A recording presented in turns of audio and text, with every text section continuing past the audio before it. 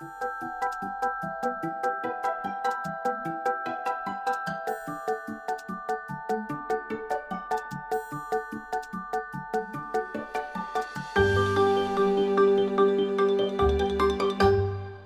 ago, I was in Elsa's garage with the flat files, and Elsa started opening one drawer after another, taking out photographs and telling me stories about them.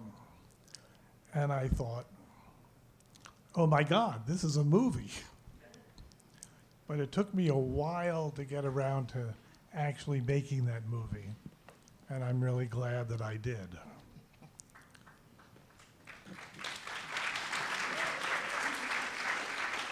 Here's a question for those who don't know you and who of course know they know your photography. Right. They know Errol Morris's films, his documentaries. And Errol, let me ask you this question: how do you basically draw, if you will, a line from 1988's Thin Blue Line, which had its own center of gravity, to any number of documentaries that you've made, to where we are now with the B-side? Draw a line for us from 88 to 2016, 17 with the B-side, your latest documentary. I don't know if there is a line, or if there is one, it's a zigzag of some sort. I can tell you why I like this film. Please. Even in addition to liking Elsa, which is certainly part of it.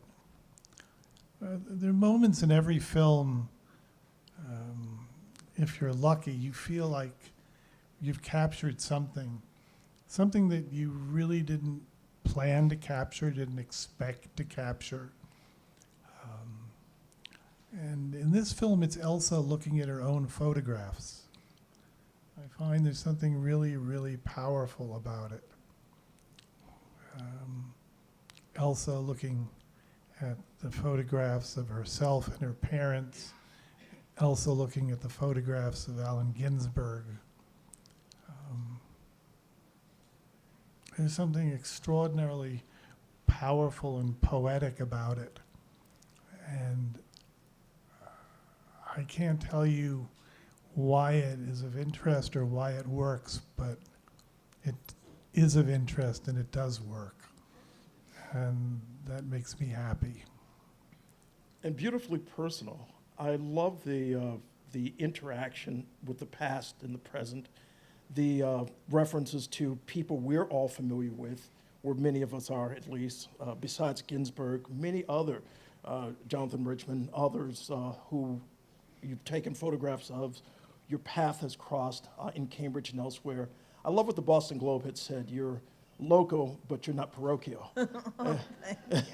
And can you talk about just your interaction with these extraordinary people of the past who inform our present? People like Allen Ginsberg, and the emotion that was conveyed in that scene when you talked about listening to news of his impending death and looking at the photograph of his life. Cambridge is that kind of place where you can run into people. So I would say, I don't know the answer myself. So. Isn't it enough that you just saw it? Yeah, I love it. But I mean, how to explain how it happened to me is like a fantasy. Like, how did I get that job at Grove Press? I mean, life is so accidental that no wonder people get hit by cars. That's the other side of getting hit by a car. So how did I get the job at Grove Press? I said that I typed 60 words a minute. I could barely type. You lied to them? Spoofed the And public. they never threw it, and I quickly learned. And that's in the days when there wasn't even an electric typewriter. But how did I get the so at the job at Grove Press, it was a tiny place, I knew someone. I had just come from my junior year in Paris, and I hung out at a bar, and there at Grove was a guy who hung out at that bar. Oh, you look vaguely familiar. You know. And then Alan walked into the office, and my life changed. So how did I meet Harvey? I mean, I think when you do something like what I did, you think, how did all of this happen? And there's real, unless you believe in a divine hand guiding you through them, you don't know. I'm as mystified as you are. I really don't. Because there are people who have bad luck and people who have good luck, and I have 50-50. 50-50. Also, Elsa saves stuff. Oh, you don't know from saving. That is not saving. No.